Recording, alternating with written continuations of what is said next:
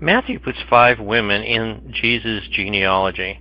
Tamar is the first. She was forced into prostitution and was a Canaanite, not a Jew. The Israelites were forbidden to intermarry with Canaanite. To understand Tamar, we must first look at Judah, the son of Jacob, later to be known as Israel, and then at the culture of the times. People who are leaders stand out. They don't necessarily look or act a certain way until there is a need for action. Their skills are outspokenness, decisiveness, action, and control. These skills can be used for great good or great evil. Jacob's 4th son, Judah, was a natural leader. Judah's decisions were often shaped more by a reaction to a problem than by a conscious desire to cooperate with God's plan. When he did recognize his mistakes, he was willing to admit them. We all have some of Judah's characteristics. We share with him the tendency to be blind toward our own sin and shortcomings. Too often, however, we don't share his willingness to admit our mistake. From Judah, we can learn that it is not wise to wait until our errors force us to admit to wrongdoing. It is far better to admit to our mistakes openly, to shoulder the blame, and to seek forgiveness.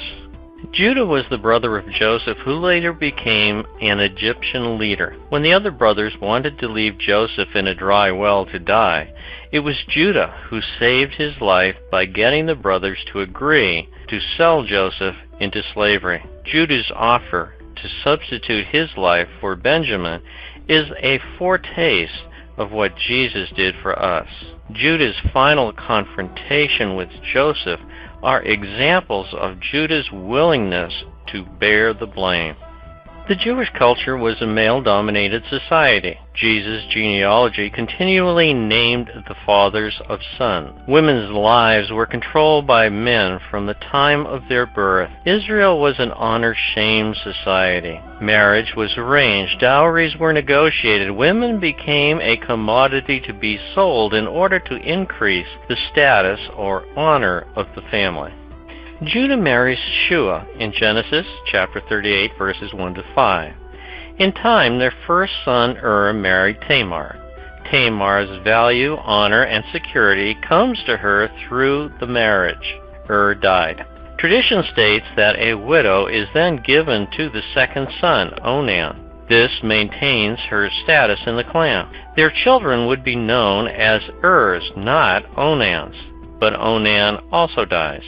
Shelah was too young to marry Tamar. Judah then sent Tamar to her father to wait for Shelah to reach the marrying age. Tamar is left without honor and value until she can get her status back through Shelah. Shua dies and Judah gets sheared. Judah was still heirless. Shelah was now old enough to marry, but Judah does not send for Tamar. Judah mistakes Tamar for a harlot on his way to shear his sheep. Judah pledges his seal, the cord, and his staff as collateral to seal their bargain. The plot thickens in Genesis 38:24. Judah was told that Tamar was with child. She shall be burned. When Tamar produced his seal, cord, and staff, Judah knows the child is his. He then admitted his fault. She is more in the right than I am, since I did not give her to my son Shelah.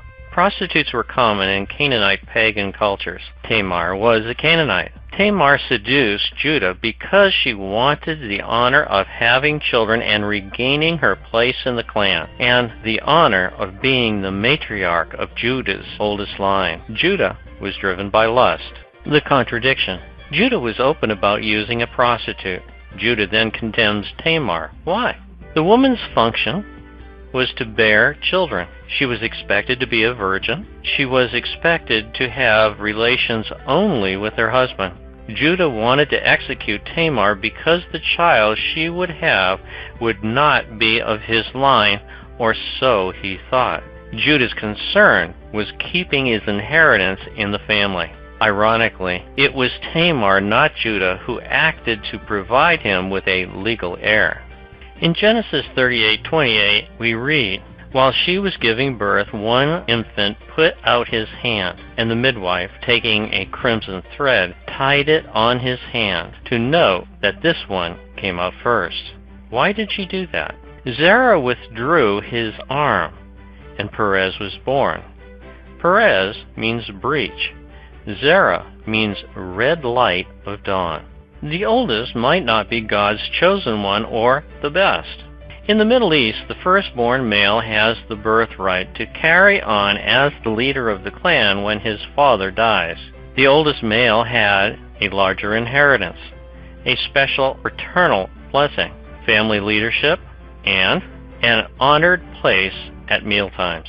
It was through the line of Perez that Salmon was born. Salmon leads us to his wife, the second woman mentioned in Matthew's genealogy. Her name was Rahab, a Canaanite. Was Tamar right in acting the way she did? In her Canaanite culture at the time, the answer would be yes. From the Catechism of the Catholic Church, paragraph 1753, a good intention does not make behavior that is intrinsically disordered, such as lying or calumny, slander, good or just. The end does not justify the means.